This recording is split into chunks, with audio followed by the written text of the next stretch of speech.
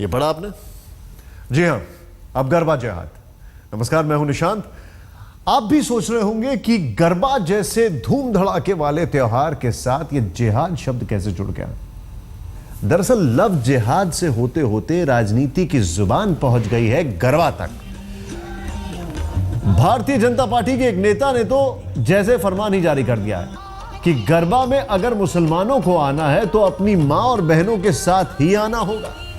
इस बयान ने नवरात्रि से पहले एक नई बहस छेड़ दी है। इस बहस में गुजरात और मध्य प्रदेश के जनप्रतिनिधियों के अलावा छुटभइये नेताओं की बयानबाजी भी हो रही है। तो प्रधानमंत्री नरेंद्र मोदी की नीतियों और विचारधारा तक को लपेटे में लिया जा रहा है।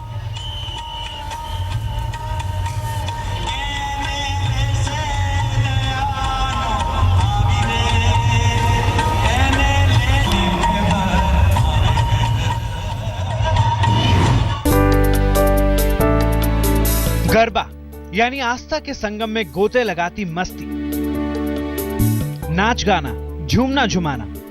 नवरात्रि के 9 दिनों में गुजरात और मध्य प्रदेश इसी राग रंग में सराबोर रहता है। मगर इस बार नहीं, इस बार मामला गर्म है।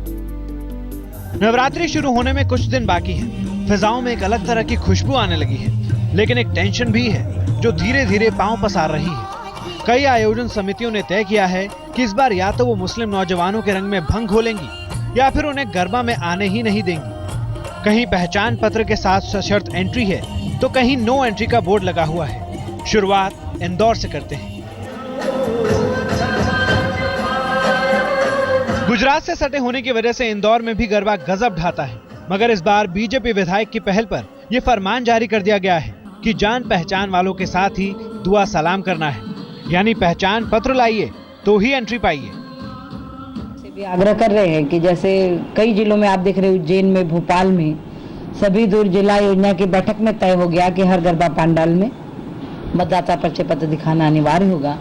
हम भी इंदौर प्रशासन से ये आग्रह कर रहे हैं कि भाई जो भी गरबा पंडालों में प्रवेश पाए, पुरुष वो हिंदू हो मुसलमान हो, सबके परिचय पत्र देखकर ही प्रविष्टि दी जाए। तो क्या ये महज संयोग है कि इस बार जब केंद्र में बीजेपी की सरकार है तो बीजेपी के विधायकों को गरबा में गड़बड़ी की आशंका सताने लगी है? ऐसा पहले क्यों नहीं हुआ? गरबा तो सदियों से चला आ रहा है। फिर सन 2014 में ऐसा क्या हुआ कि पहचान पत्र वालों को ही दाखिल होने का पास मिलेगा?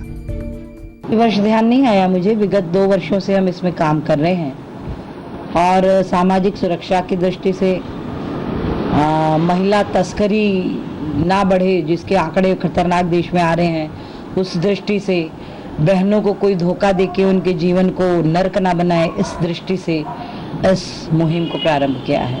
और हम सब जानते हैं कि मतदाता परिचय पत्र संविधान प्रदत्त हमारी पहचान है और इसे दिखाने में कहीं किसी को कोई आपत्ति होनी भी नहीं चाहिए। विचार यह है कि मुस्लिम युवक गरबा करने के लिए आना चाहते हैं तो आएं, मगर अपनी मां बहनों के साथ।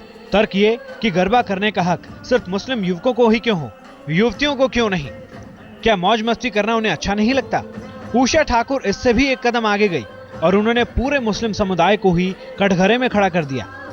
ये आप लोग ना मीडिया प्रश्न पूछ के बात को हमेशा बड़े विचित्र प्रकार से प्रस्तुत करता रहता है। कल बात ये हुई कि भाई मुस्लिम बंधु गरबा करने आएंगे या नहीं आएंगे, तो सारे मौलाना जी ने, मौलवी जी ने ये बात कही कि इस्लाम में बुत परस्ती निषेध है और किसी भी सच्चे मुसलमान को गरबा करने नहीं जाना चाहिए। इस तर्क का काट क्या हो सकता है?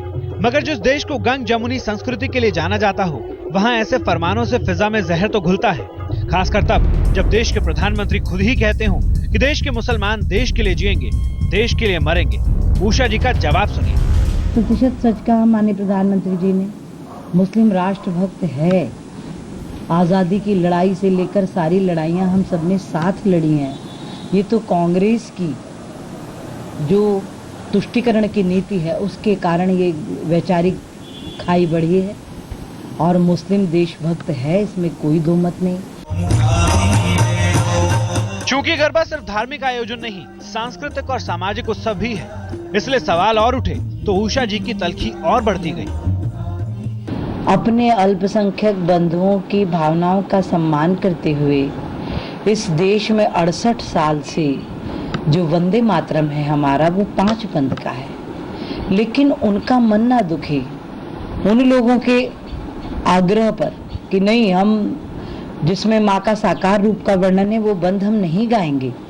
तो देश के संविधान ने 2 ही बंद स्वीकार किए, 3 को नकार दिया, क्योंकि तीसरे चौथे बंद में आता है त्वम ही दुर्गा दश प्रहरण धारिणी कमला कमल दल विहारिणी।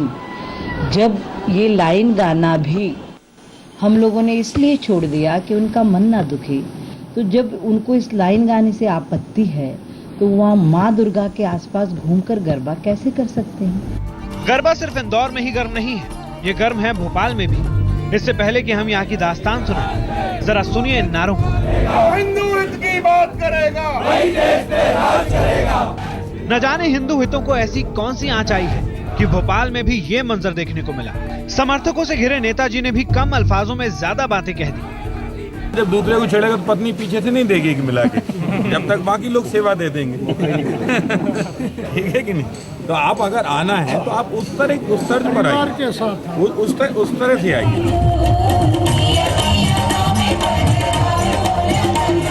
अब चलते हैं गोधरा, यानी वो धरती जो गरबा की जन्मभूमि है।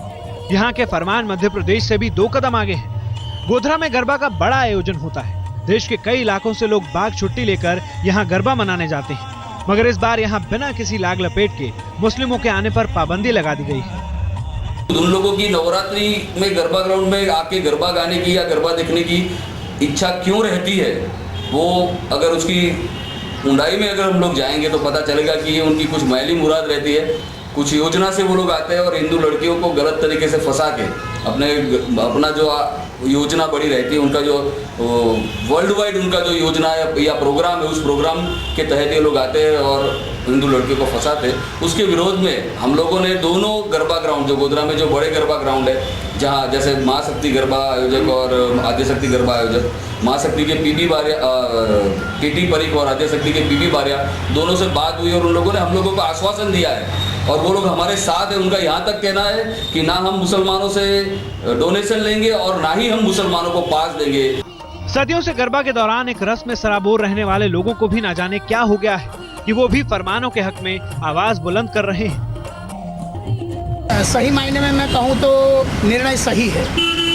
जहाँ तक इस्लाम धर्म का सवाल है तो वो बुत परस्ती में नहीं मानते हैं, मतलब मूर्ति पूजा या मूर्ति दर्शन में भी नहीं मानते हैं, अपना खुद का फोटो भी नहीं खिंचवाते, ये उनकी शरीयत कहती है। तो फिर उन्हें दुर्गा माता या अन्य कोई देवी देवताओं से कोई जब उनका शारीरिक, मानसिक, वैचारिक कोई सामाजिक संबंध ही नहीं है, तो सिर्फ एक ही मकसद से, मिलन के मकसद से ही आते हों, ऐसा मेरा मानना है।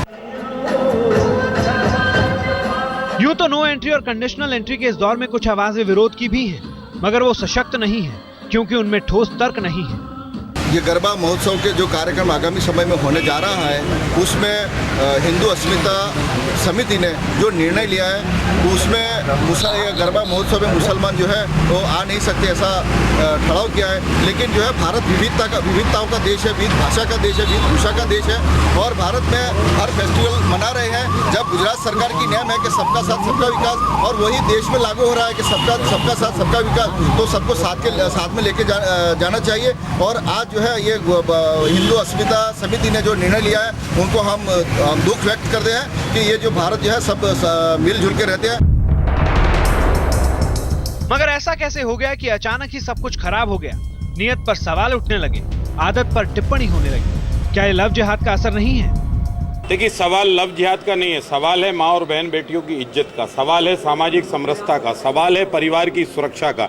इसलिए जहाँ भी इस तरह सामाजिक सरोकार के कार्यक्रम होते हैं, क्योंकि शहर में व्यापकता बढ़ रही है, शहर में जान पहचान का अभाव आ रहा है, इसलिए इस तरह के आयोजनों में जहां जो लोग शरीक होते हैं 9-9, 8-8 दिन के आयोजनों में, वहां पर उनके बिल्कुल प्रूफ लिए जाना चाहिए, उनके एड्रेस प्रूफ लेना चाहिए और उनको देखना चाहिए कि वो जो आ रहे हैं उनका वास्तविक सामाजिक सरोकार से वास्ता है अथवा नहीं है। तो ऐसे लोगों के खिलाफ आपराधिक प्रकरण भी दर्ज करो, जेल में बंद भी करो और कार्रवाई भी करो।